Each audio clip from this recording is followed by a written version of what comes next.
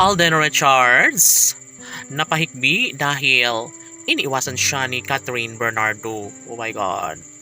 Well, ito ang pinakamahirap sa lahat. Yun ay ang magkaroon ng mga pagbabago sa kanilang pagmamahala ni Alden Richards at ng pretty girl na si Catherine Bernardo.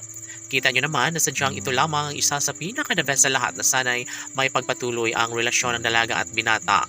Well, kung tutuusin ay ito na talaga ang isa sa pinaka-the best sa lahat. Mananatili ang isang malaking pag-asa lalong-lalo na ngayon at inaamin na ni Alden Richards na tuluyan na niyang ipagpatuloy na ipupush niya ang kanyang nararamdamang pagmamahal para sa pretty girl na si Catherine Bernardo.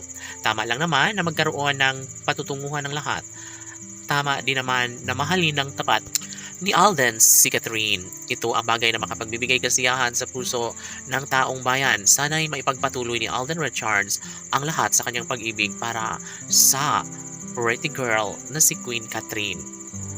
Tanong ng mga netizens, tunay ba na hindi napapakawalan pa ni Alden Richards ang pretty girl na si Catherine Bernardo? Gayong maraming issue ang lumalabas patungkol sa relasyon ng Cat and Love team ng Kisho iniiwasan. Tinatalikuran na ni Catherine Bernardo ang gwapong aktor na si Alden Richards. Well, ito na nga ba ang sinasabi ng mga bashers na tila sila ay magtatagumpay? Sila ay magkaroon ng kasaganahan na maisakatuparan ang lahat sa kanilang pagkakatuluyan. Laban kung laban dahil alam ni Alden Richards na siya lamang ang lalaking nararapat sa pagmamahal ng pretty girl na si Catherine Bernardo at sadyang mananatili ang isang magandang pagkakataon kung talagang gugustuhin ni Alden Richards na mangyayari ang kasal na matagal na niyang hinihiling para sa pinakaminamahal na si Catherine Bernardo. Dapat ngayon pa lang ay simula na at patunayan na lang ni Alden Richards ang lahat dahil siya rin lang naman ang lalaking tinitibok ng puso ng dalagang si Catherine Bernardo.